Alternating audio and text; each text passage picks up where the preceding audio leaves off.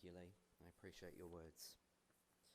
Good morning to all of you, and on behalf of the family, I'd like to thank you for being here. It is a huge encouragement, I'm sure, to all of us to see that so many of our family and friends are here to remember and to celebrate my dad's life. I'm really grateful that you're here.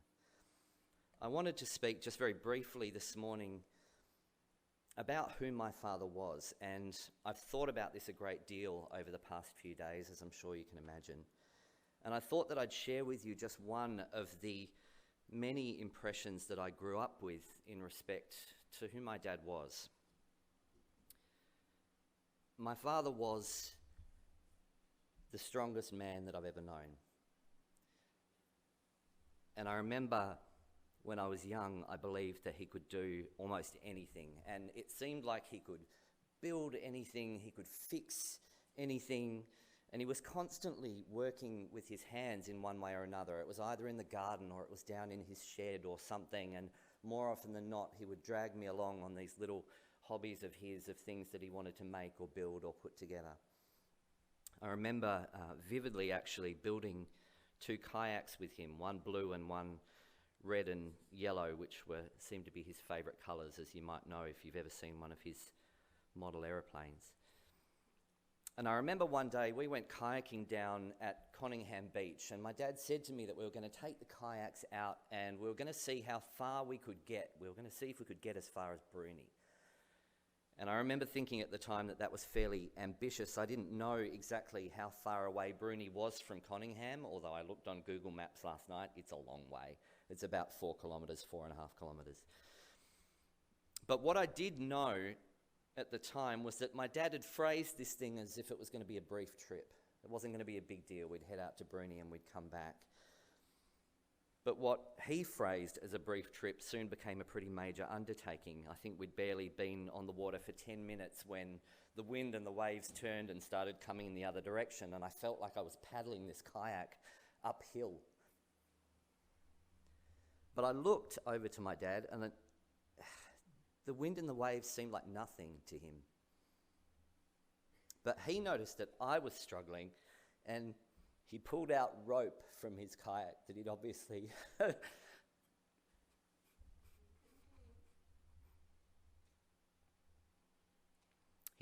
prepared earlier. And he tied our kayaks together, and I swear it felt like he dragged me the rest of the way out there and back. Admittedly, I did the best that I could, but I think I was probably about 13 or 14 at the time, and I didn't have his strength.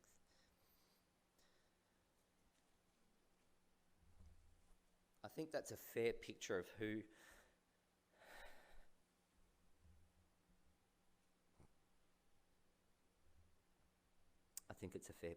he was.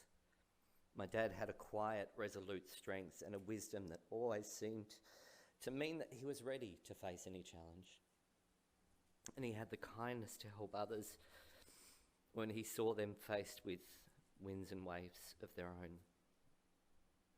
In the past few days, I've had cause to think of another group of people who were gathered perhaps a little bit like we are today in the shadow of a death. And some of those people were disillusioned. Some of them were filled with sorrow, many of them probably filled with sorrow, and others were no doubt afraid. They'd gathered together, much as we do, for comfort, for remembrance, and even just for the security of knowing that they were living some kind of shared experience in a time of grief. I can only imagine the mood in that room when that silence was shattered by a knock at the door. And when it was opened, there was a woman standing there who insisted that she'd seen a man who'd been crucified just 3 days before. She said she'd seen Jesus. Even then, those people in that room didn't believe, and it took 2 men running and stumbling and sprinting to a tomb to find its huge stone cast aside. They stooped down and they looked in for themselves, and they saw that the tomb was empty. They saw that the grave clothes had been cast aside, and they realised what had happened. When I was little, I thought my dad could overcome anything. but he couldn't overcome death. And yet, even as he lay in hospital,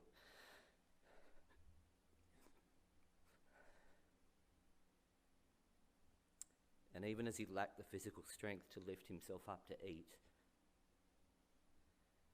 I saw the same quiet, resolute assurance and strength that he'd carried himself with all of his life. And he could do that, he could face death itself because he'd placed his faith in the one who'd already overcome it.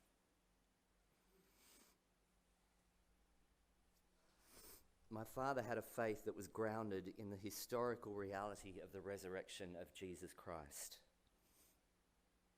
And it was that conviction, it was that assurance that empowered him to face death without fear and even with a sense of joy, a completely counterintuitive sense of joy in human terms.